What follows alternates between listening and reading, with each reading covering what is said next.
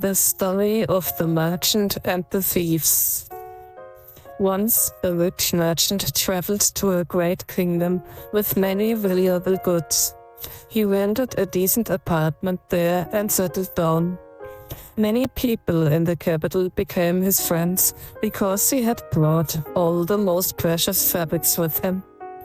Soon, however, his arrival was no longer a secret to some very clever thieves who had already stolen from many other rich people and even dared to break into the king's treasury.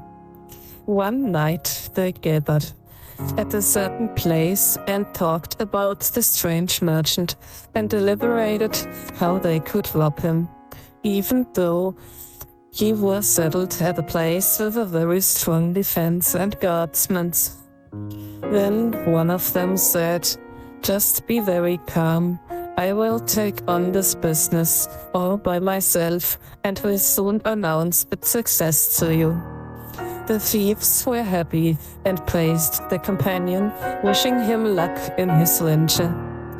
The next morning he dressed himself as a doctor, and taking a neat bag with all kinds of herbs and medicines and plastered on his back, arranged his powders and ointments on leaves and kept the book under his arm.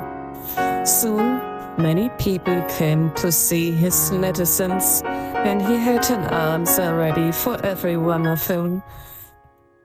Having thus acquired a reputation in the city, he went to the merchant again, who was just eating his midday meal, and he asked him if he wanted to buy any medicine. The merchant said he wanted nothing, but he invited him to sit down and eat with him. The thief ate, and when he saw that the merchant was fond of good food, he said to him, "Now that we are good friends, I must not withhold some well-meant advice from you. I see that you are a heavy eater and are thereby harming your body. If you do not take care of it, you will soon meet your death." "How?" said the merchant. "How can that harm me? I have been eating so much for a long time and feel very well from it."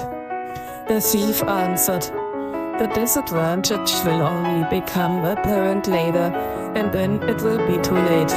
So take a medicine that will protect you from many illnesses." The merchant took a medicine that the thief had offered him and drank it the evening, although it was very bitter. The next evening, the thief brought him another medicine, even bitterer than the first, but the merchant was not put off by the bad taste.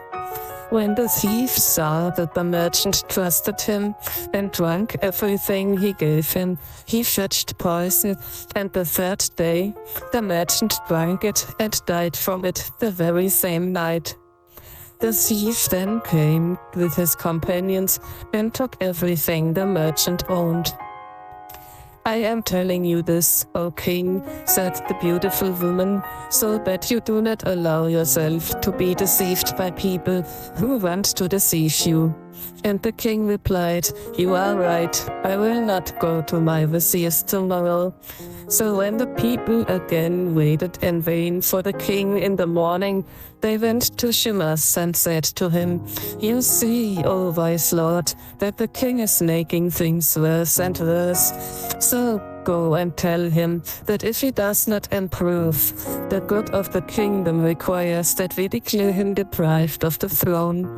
We will appear tomorrow with our weapons before the castle, and if he does not come out, we will storm it, kill him, and appoint another king. Then he can only accuse himself." Shinas went to the king and said to him, "What prompts you to act against our treaties and thus harm yourself? What turns your wisdom into folly, your sincerity into lies, your loyalty into disloyalty? Why do you not follow my advice, as your father commanded you? Wake up before the disaster becomes too great. How will you escape from all your enemies who have decided to kill you and appoint another king? Do you despise your subjects? For no matter how long stones lie in the water, fire will spring out if you rub them together. Fear that you and your people will suffer the fate of the wolf in the following story." The vizier said,